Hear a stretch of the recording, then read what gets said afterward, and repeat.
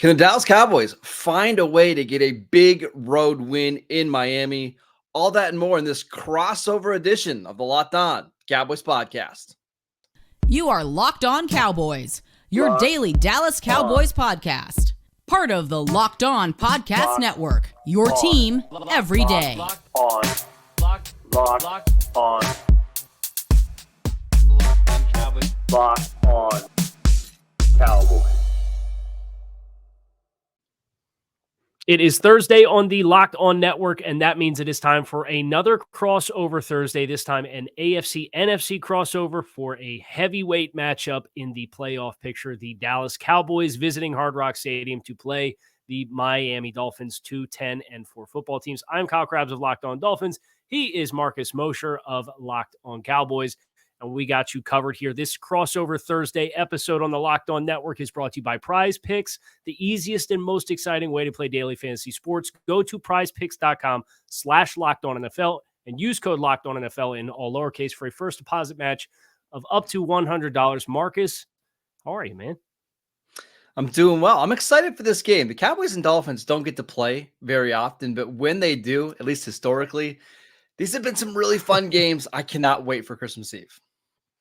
Yeah, everybody thinks of, at least on our end of things, they think of Leon Lett touching that field goal in the snow on Thanksgiving. And I remember the Chris Chambers game on Thanksgiving where he had a massive game. That one always sticks in my mind. I think that's the last time the Dolphins actually beat the Cowboys. I think the Cowboys have taken the last four head-to-head in this series. So that Jason Taylor pick six, Chris Chambers blow-up game in the throwbacks is the last time I believe the Dolphins won in this head-to-head matchup. So, but no shortage of storylines on either side. So I guess I would ask you, Marcus, what's the biggest storyline right now in Dallas amid the playoff push? I mean, there's a couple. We could start with the Cowboys' run defense, which was not great against the Bills last week, to say the least. But to me, it's their road struggles. And I think that's the more concerning thing for me going forward, because you look at the NFC playoff picture, pretty likely the Cowboys are going to be the 5 seed, which means you're going to have to play on the road throughout the playoffs. They've really struggled on the road this year. They got blown out by the Cardinals. They got blown out by the 49ers. They lost a close game to the Eagles in Philadelphia. And now they got blown out by the Bills.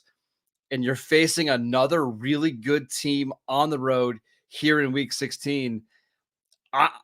I don't know what it is about this Cowboys team that makes them so different when they're on the road compared to at home, but it's a concern, Kyle. Like I'm really nervous about how this team performs on the road. Yeah, and obviously Dallas caught a little bit of a break with Philadelphia dropping the game on Monday night to Seattle, so there's still that optics of, hey, if we win our games, you still have a chance at the NFC East. At least you feel like it. So you'd like to think from Dallas's perspective, there'd be some motivating factors there, knowing that you held the Eagles helped you hold serve, even though you lost your game against the Bills. For Miami's side of things, the front row center conversation is the status of Tyreek Hill.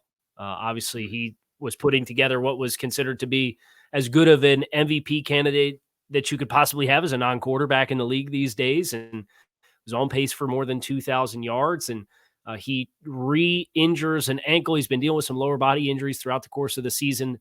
Early in the game against Tennessee, that Monday night collapse where the Dolphins blow 14-point lead in the final 4 minutes of the football game, and they really looked out of sorts without Tyreek. Now, the Dolphins managed to put together a game plan that featured Jalen Waddle the following week against a good Jets defense, and you certainly feel like it eased the waters a little bit about the concerns about the offense operating without Tyreek Hill.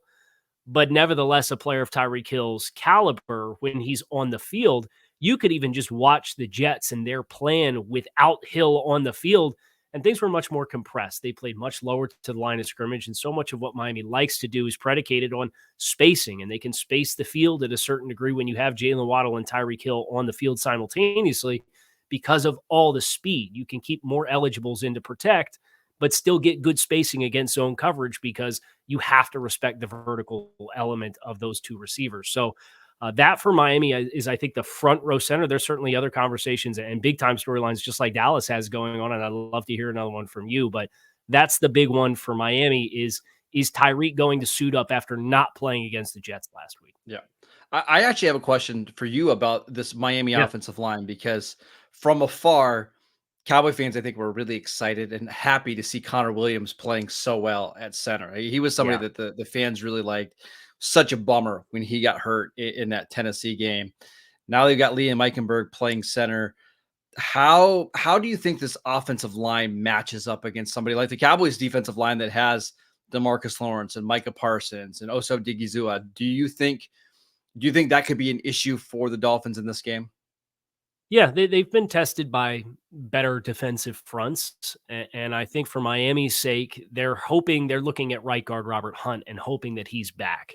Because when the interior trio is Lester Cotton, Liam Eichenberg, Rob Jones, it's a pretty athletically limited group. Now, Robert Hunt it came into the year and was generally considered to be their best interior offensive lineman. He's been dealing with a hamstring issue, missed a few games, re-aggravated it against Washington, and then missed Tennessee and missed again against the Jets. Mike McDaniel left it open early in the week that this may be the week for Rob Hunt to come back. And I think if he does come back, it gives you a little bit of fortification to be able to hold up inside. I think this group can really work around one limiting factor. But if you have both guards or athletically limited players, you saw the Dolphins against the Jets. They did a lot of 6 and 7 man protections and were trying to manufacture double teams for both guys inside to give them a little help. I guess the good news is Teron Armstead is healthy and playing, and Austin Jackson sounds like that's not going to be something that limits him from playing as well. And if it is, Kendall Lamb's been pretty solid as a swing tackle. Yeah. So not that that's going to give you answers against Micah Parsons. Ideally, you attack Micah Parsons the same way they attacked Max Crosby, which was a lot of extra attention with a tackle and then eligible with chip releases or turning the center to that side so that you had the inside bumper of the guard for protection. So I know from Dan Quinn's perspective, there's going to be a big-time chess match there with how the Dolphins, who they have inside, what that allows them to do to help with the tackles on the outside against Micah, and then how Quinn moves his rush plan around to attack the Dolphins' protection. By the way, Cowboy fans that don't know, Robert Hunt is the guy that scored the greatest touchdown in NFL history that didn't count. That never was. You probably remember that game. One more quick storyline for the Cowboys. They have been a team that's been really good at bouncing back after losses, not only just this year, but during the Mike McCarthy era. Dak Prescott has played really well after a loss. His record after a loss is absolutely unbelievable. I think his game against Buffalo was arguably the worst game that he's played over the last 2 years in the regular season. I want to see how he bounces back in this game. The only issue that I have, and we can talk about this a little bit more in the matchup, historically, he's really struggled against Vic Fangio in that style of defense.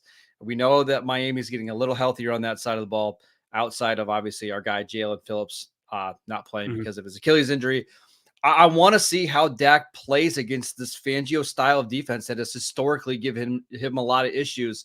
If the Cowboys struggle on offense again, I think I'm going to start getting concerned about how they match up against some of the better teams in the playoffs. This is going to be an excellent test for the Cowboys on that side of the ball. Yeah, and the Dolphins on that side of the ball, as you mentioned, Jalen Phillips down with the Achilles tear. They had both starting safeties were out against the Jets. Deshaun Elliott was in concussion protocol. Javon Holland has missed a few weeks with sprained MCL. He's fringe. Would not be surprised if he's back, but also would not be surprised if he does not play in this game. Mike McDaniel alluded to on Monday when he met with the media that Xavier Howard, who did not dress versus the Jets, was very close to playing. He went through a pregame workout, and I think all expectations are provided that there's no setbacks with the hip injury that he suffered against Tennessee, that he will be a go against the Cowboys as well. As obviously this is rubber meets the road time, and guys got to determine, are you hurt or are you injured? Because there's so much at stake here for obviously both of these teams playing for divisional title opportunities, playoff seeding implications.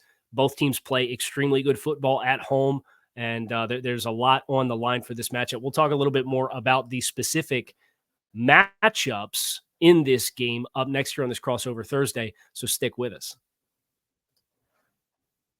The weather may be getting cooler, but the NFL offers stay hot over at FanDuel. Right now, new customers over at FanDuel can get $150 in bonus bets if your winning $5 money line hits. It's $150 for one $5 money line bet. If you like good return on investment, this is a great opportunity for you over at FanDuel. If you've been thinking about joining FanDuel, there is no better time than right now to get in on the action. The app is super easy to use.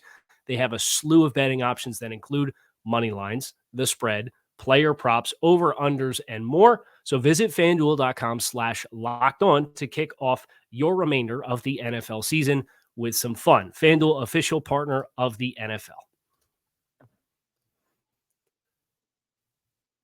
Okay, Marcus, the most enticing matchup to you, the most intriguing one would be what? Going into this week, I would have said Zach Martin against Christian Wilkins, who, by the way, I think is like one of the most underrated defensive players in the league. Like, I know he's a Pro Bowl caliber player, but I just don't think people understand just how good Wilkins really is.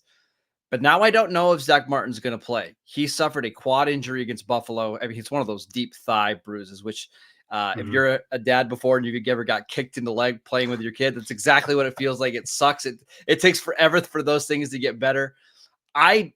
Listen, we're recording this on Wednesday. I don't anticipate him playing. We'll see what the practice report is.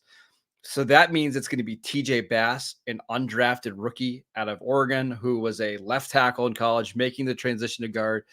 I thought he was fine against Buffalo, but this is a different animal. Going up against this defensive front, that they're going to do a bunch of wild things. I'm really concerned about the interior offensive line of the Cowboys against Miami's, Wilkins. And if they want to move Chubb inside, it really terrifies me in this one, Kyle. Yeah, and Zach Sealer's made splash play after splash play the last couple of weeks as well. Had the pick six on the screen. Should have back-to-back touchdowns. Tennessee. He should have had back-to-back touchdowns. It's incredible.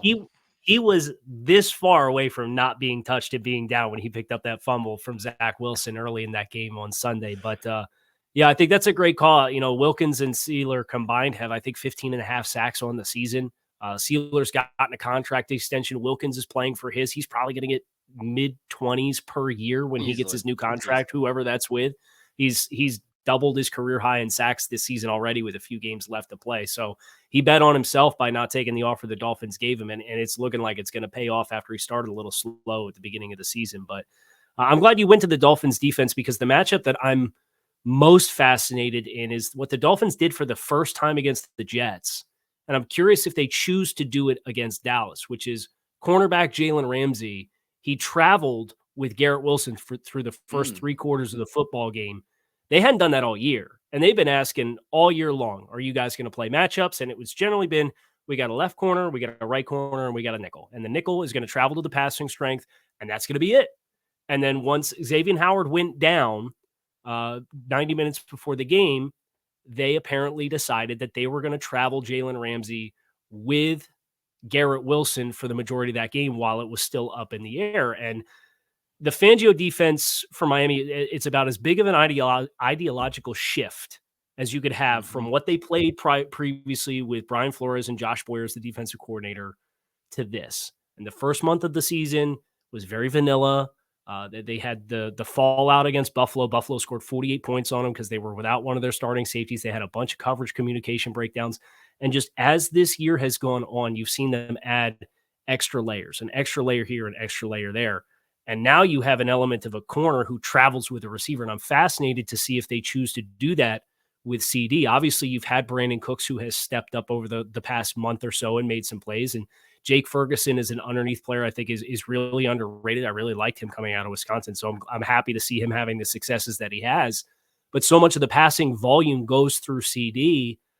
I'm interested in seeing if they play that game or not, or if they're content to not move and travel players instead, if they feel like that's going to help their communication on the back end against Dallas.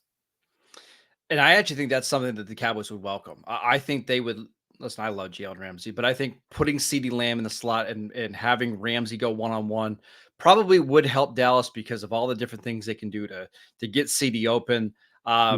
That's an interesting matchup. We've actually seen before other teams, or when the Cowboys have played Ramsey in the past, they'll stick him on Michael Gallup on the outside and basically just take that receiver away. Don't give him any safety help. So that's one that I'm really interested in seeing. I was going to make a bad joke about some revenge games, Cedric Wilson against Noah Igbenogany, but Noah really never plays, so we don't need to worry about that. But I do want to mention, if Tyreek Hill and Jalen Waddle are both playing, and Waddle we'll see about Tyreek, can the Cowboys contain the others on offense? Don't give up big plays to Cedric Wilson. Don't let Durham Smythe make plays in the receiving game. That's been one of their issues this year when they have struggled on defense, is they've let kind of the supporting cast members have big games.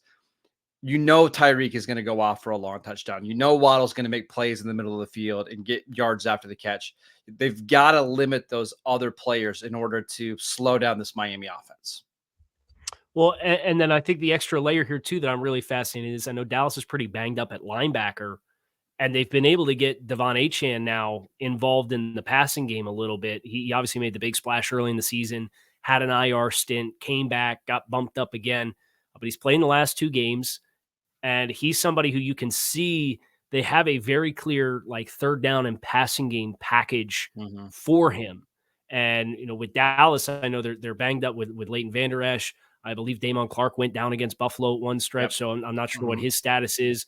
I know Malik Hooker is just another middle of the field defender, didn't play against Buffalo. So how they choose to you pick your poison and take the stuff underneath and trust yourself to rally and tackle against the underneath players if they're the backs involved in the passing game and play softer, or do you play with fire a little bit as far as making sure you're more probably evenly spacing the field and daring a team like Miami to go up over the top and beat you, I think is another one of the things that I'm really fascinated to see how Dan Quinn is going to approach it, because I think Quinn has had so many game plans where I've come out of watching a game for Dallas and I'm like, he did a really nice job of prioritizing the right thing and pushing the right button.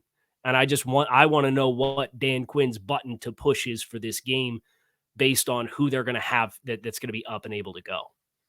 Yeah, so the Cowboys have lost 4 linebackers since the start of the year. Leighton Vander Esch, Demario Obershon, their 3rd-round pick this year, Jabril Cox, and Devin Harper. Damone Clark, one of their starting linebackers, he's a second-year guy. You mentioned he got banged up. I expect him to play. But the other The other linebacker in this game is Marquise Bell, who they moved from safety to linebacker in September. He's the one that had a lot of problems against Buffalo because they ran right at him. He couldn't get off blocks. Now, he's been a really good player this year. Kyle was actually one of PFF's top-rated linebackers for most of the season, but he's a sideline-to-sideline player. He wants to run and make tackles. If you can get bodies on him, that's when he struggles. And then after those 2 guys, there's nothing at linebacker for the Cowboys. Like that's it. And you mentioned Malik Hooker. He was out last week. We'll see if he plays this week. The Cowboys missed, I believe the number was 17 tackles last week. Going into week 15, they were the number 1 tackling team in the league in terms of fewest missed tackles. Raheem Mostert and Achane, they're absolutely fantastic players. Over 2,000 rushing yards combined, 27 touchdowns. A little nervous about that matchup. Yeah, it's really, and everything's never as bad as it feels or as good as it feels, right? So Miami coming off a 30-0 shutout against a Jets team where they were missing 8 starters off that. Dallas gets punched in the mouth against Buffalo. So it feels like it's this, but in reality, I don't feel particularly good about this game either. From my perspective, I see the pathway for the Miami to win the game, but it's also one of those games where Dallas, I think, has so much to play for. They're trying to break a narrative. The Dolphins are trying to break a narrative.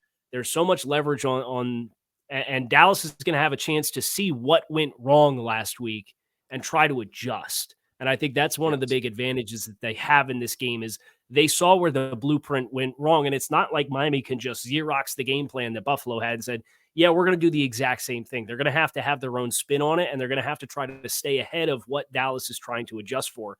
And that for me is just like, I think this is a coin toss game, and I think the spread reflects that.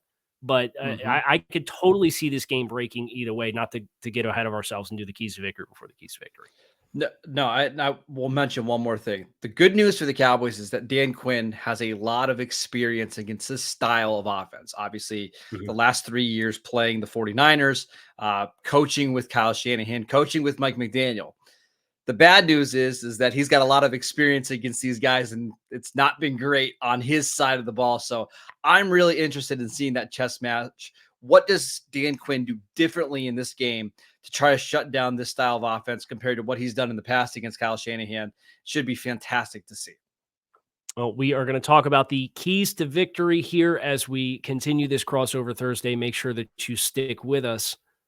But don't do so on an empty stomach. You don't want to root for your team on an empty stomach either. It's why you got to order on DoorDash and save on football watch party favorites, whether you're ordering from your favorite restaurant or if you're prepping for your tailgate and you want to make sure you have all the materials that you need. So if you're in Miami, you are probably looking for the tailgate to go down to the Rock. I know some people think there's a lot of Cowboys fans that are going to turn out for this game. So if you're traveling or if you're in South Florida and you're a Cowboys fan, make sure you check out DoorDash and get all of your retail stuff for your tailgate as well. But if you're watching from home, there's no reason to eat. Wait till about 11:30. You can find all of your favorite local restaurants on DoorDash. Get your favorite lunch. Wait till halftime. Order yourself dinner. Hopefully it's a victory meal after the game for either side. We'll see who takes care of business. But you can get 50% off on DoorDash up to a $10 value when you spend $15 or more on your first order. So download the DoorDash app and enter code LOCK23. That's save up to $10 or 50% off up to a $10 value when you spend $15 or more on your first order when you download the DoorDash app and enter code LOCK23. Subject to change and terms do apply. I always love, Marcus, the keys to victory element, because the first place that my mind goes when we do it is that low-hanging fruit of like score in the red zone or don't turn the ball, like win the turnover battle, right? Like be good on third downs. Like there's all of these cliches. And every time I get ready and we're transitioning to keys to victory, even though I have other stuff, my brain still switches to just win the turnover battle, right? You'll take care of business. Yeah. But I'm interested to hear from your perspective, the one thing that has to go right for Dallas to win the game on Sunday against Miami. To me, it's their first down run defense. When the Cowboys get teams in second and long and third and long, there's no better team in the league. Like Dan Quinn is so good at getting pressure. His stunt rate is the highest in the league. Their pressure rate is the highest in the league.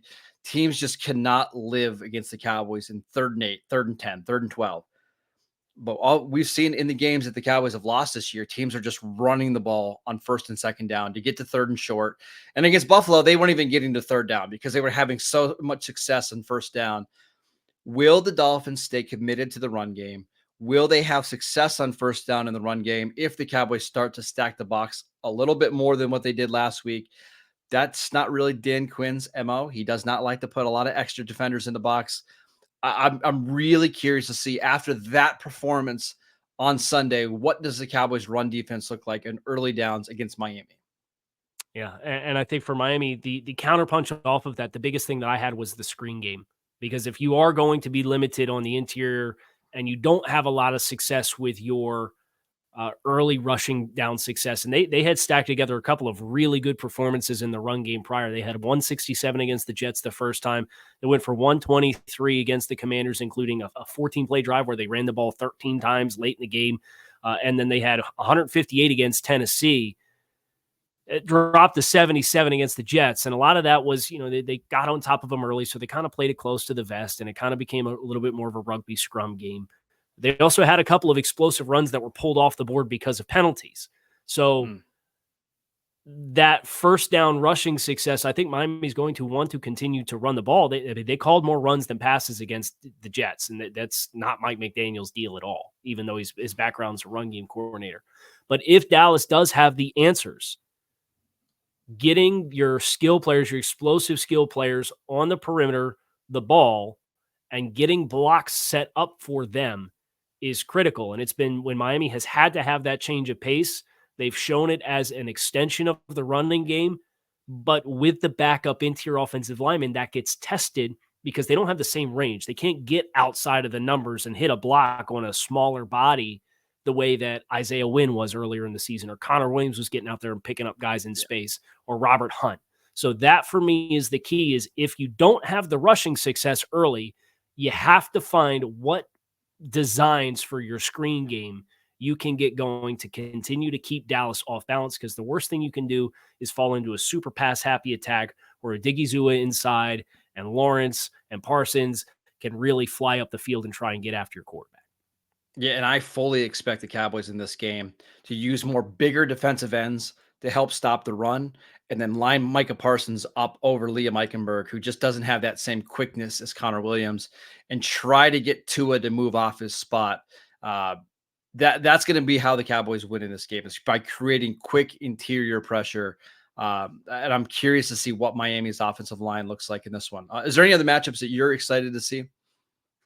I think one when Dallas has the ball, it feels like we've been pretty skewed towards Dallas D versus Miami O. But when Dallas has the football, I think the other matchup that I'm really looking forward to is these Dolphins linebackers in coverage against Pollard and Ferguson, where David Long was a free agent signing from Tennessee. He's been outstanding this year. He's one of the highest rated run defenders in all of football at the off-ball linebacker position. And the other spot is Duke Riley, who stepped in for Jerome Baker. He got injured against the Commanders, and I'll be darned if Duke Riley's not playing some pretty darn good football right now. Now, he's not a bigger body, so that's for if Dallas can create some surge and push and reset the line of scrimmage and get up into the lap of these guys, I think that's where they can really create some chunk gains in the run game. But if they're in passing situations, I think Riley and Long have the opportunity to match up well, and I'm eager to see them and how they meet that opportunity, because I do think if Miami ends up funneling and clouding against CD, and they put Ramsey on one side and they give two bodies with attention to CD, and you're leaving these other one-on-one matchups, you look at where Dallas's passing volume goes otherwise, and it's guys like that in the middle of the field that you got to be ready to defend, and you got to be ready to tackle and step up at the catch point. So that's the other matchup when Dallas has the ball for me I'm looking forward to. Do you remember who drafted Duke Riley? Be Dan Quinn when he was with the Falcons. Dan Quinn with the Falcons. Yeah, it's been a while since Duke Riley's played meaningful snaps. So it's cool to see him finally, after all these years, having success. But I agree. I think the Cowboys, they love to attack the middle of the field. I think you're going to see a lot of Jake Ferguson in this game. You'll probably see some Rico Dowdle as a receiver out of the backfield. I got to believe that after last week, the Cowboys are going to try to be more consistent getting the ball in the middle of the field. Yeah.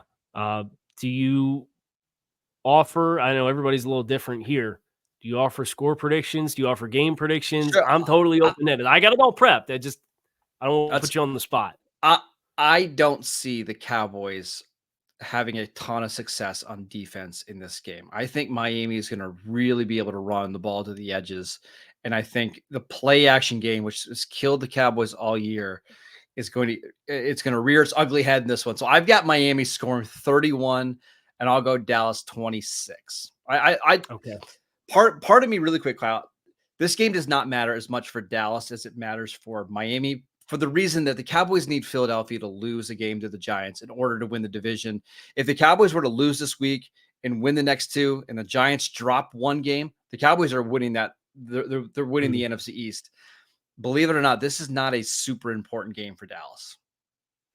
Yeah, other than if you're trying to catch San Francisco, which we know is not happening. They don't have a tiebreaker anyway. Yep. So right. Really, it's more of the narrative. You want to play well because you had a bad game against Buffalo. You want to show that you can win on the road. But in terms of like who needs this game more for playoffs and playoff seeding, it's probably Miami.